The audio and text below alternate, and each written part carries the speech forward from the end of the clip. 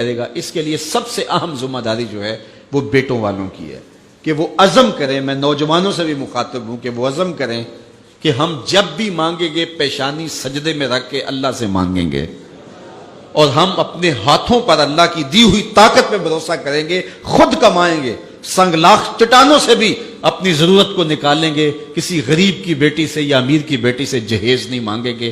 جس نے بیٹی دے دی اس نے کیا باقی رکھا ہے؟ تو اس کے خلاف جو ہے وہ عملی طور پہ ہمیں اٹھ کے کھڑا ہونا چاہیے. ممبر و محراب سے بھی آواز ہونی چاہیے. انشاءاللہ ادارۃ المصطفیٰ کے مبلغین اس کے خلاف جگہ جگہ بولیں گے اور ان کو اس عنوان سے تیاری کروائی جائے گی تاکہ وہ اس رسم بد کے خلاف کھڑے ہوں. اور اس مصیبت سے بھی جان چھڑانی چاہیے کہ جو ہے وہ 1000 کا لشکر لے کر بیٹی والوں کے گھر حملہ آور ہوتے ہیں. کس نام پہ، کس وجہ سے؟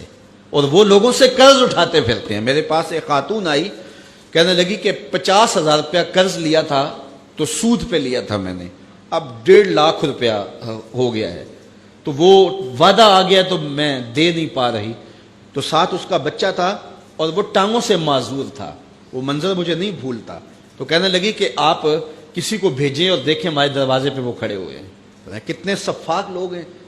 تو آپ نے کسی مجبوری کے تحت لیا ہوگا. تو کہنے لگی ہاں میں نے بیٹی کی شادی کرنی تھی، لوگوں کے گھروں کے برتن مانج کے میں نے کوئی جہیز کی چیزیں بنا لی تھی، لیکن وہ کہنے لگے 100 آدمی لے کے آئیں گے بارات میں، تو اس وجہ سے مجھے یہ قرض اٹھانا پڑا، باقی تو میں نے تیاری کر لی تھی. تو میں نے کہا آپ اپنے رشتہ داروں میں شادی کر لیتے جن کو آپ کا احساس ہوتا. تو اس نے مجھے کہا کہ جو بارات لے کے آیا وہ میرا سکا بھائی تھا. سکا بھائی اپنی اس بہن کے گھر اپنے بیٹے کو بیانے آ رہا ہے جس کا شوہر گھر کے برتن بھی بیچ کے نشہ کر لیتا ہے اور وہ لوگوں کے گھروں کے برتن مانج رہی ہے، اور وہ بھی کہہ رہا ہے میں 100 کا لشکر لے کے حملہ آور ہونا ہے.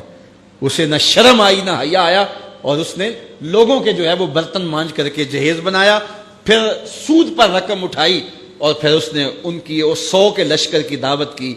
اور وہ سمجھتا ہوگا کہ میں اپنی عزت بنا لی ہے. اور میاں تو 3 بندے لے کے آ جاتا اور کہتا کہ ہم کھانا کھا کے آئیں گے، آپ کے گھر سے چائے پیئیں گے. عرش کا رب اتنا راضی ہوتا کہ تجھے اتنا نوازتا کہ تجھے کوئی کمی باقی نہ رہتی. لیکن غریب بھی غریب پہ ظلم کر رہا ہے، امیر بھی امیر پہ ظلم کر رہا ہے. تو یہ رسمیں ختم ہونی چاہیے اور اس کے لیے ممبر و محراب سے بھرپور آواز اٹھنی چاہیے اور پاکستان میں بھی اس کی قانون سازی ہونی چاہیے. لیکن ہم اپنے حصے کا کام کریں. وہ کیا کسی نے کہا تھا، شکوائے ظلمت شب سے تو کہیں بہتر تھا کہ اپنے حصے کی کوئی شمع جلاتے جاتے. ایک اور بہت ساری مصیبت ہے جس نے غربا کی ناک میں دم کر رکھا ہے، وہ یہ ہے، بلکہ میں کہوں گا امراء کی ناک میں بھی دم کر رکھا ہے. اور یہ دنیا میں کسی خطے میں یہ بیماری نہیں ہے سوائے بر صغیر کے.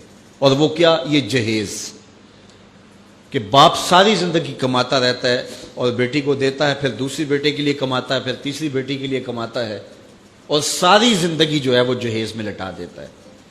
اور لوگ مطالبہ کرتے ہیں کہ ہمیں اتنا جہیز دیا جائے. پوری دنیا میں یہ کہیں نہیں ہوتا، نہ شرق میں نہ غرب میں، کہیں بھی نہیں، صرف بر صغیر. اور یہ ایک ہندوانہ رسم ہے اور اس رسم کو ہم سینے سے لگایا ہوا ہے اور اس پر اتنی سختی سے پابند ہے کہ دیکھا جاتا ہے کہ یہ چیز بھی ہونی چاہیے، یہ چیز بھی ہونی چاہیے، یہ بھی چیز ہونی چاہیے. جہیز کی باقاعدہ اشیاء ملتی ہیں اور باقاعدہ جو ہے اس کے مطالبے، اس کی لسٹیں ہوتی ہیں کہ یہ ہمیں دیا جائے. بھلا کوئی جہیز سے بھی امیر ہوا ہے اور اس کے مسائل دور ہوئے ہیں؟ یہ بھی مانگنے کا ایک طریقہ ہے اور پوری دنیا کے اوپر میں نے عرض کیا کہیں نہیں ہوتا، اور اسلام میں تو اس کی گنجائش ہی نہیں ہے. تحفہ آپ دے سکتے ہیں لیکن وہ بھی ایک جو ہے وہ مخصوص دائرہ ہے. لیکن جب یہ سلسلہ ایک مرض بن جائے تو اس وقت اس سے بھی ان حالات کے اندر آپ کو گریز کرنا چاہیے اور ایک اچھے معاشرے کی تشکیل کرنی چاہیے.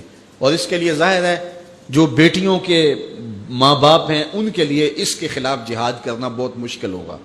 مشکل اس لیے ہوگا کہ لوگ کہیں گے یہ دینے کے لیے کہہ رہے ہیں، اور بیٹے والے جب مطالبہ کریں گے، بیٹی کو ایسے کوئی قبول نہیں کرتا، تو اگر کوئی جہیز کے بغیر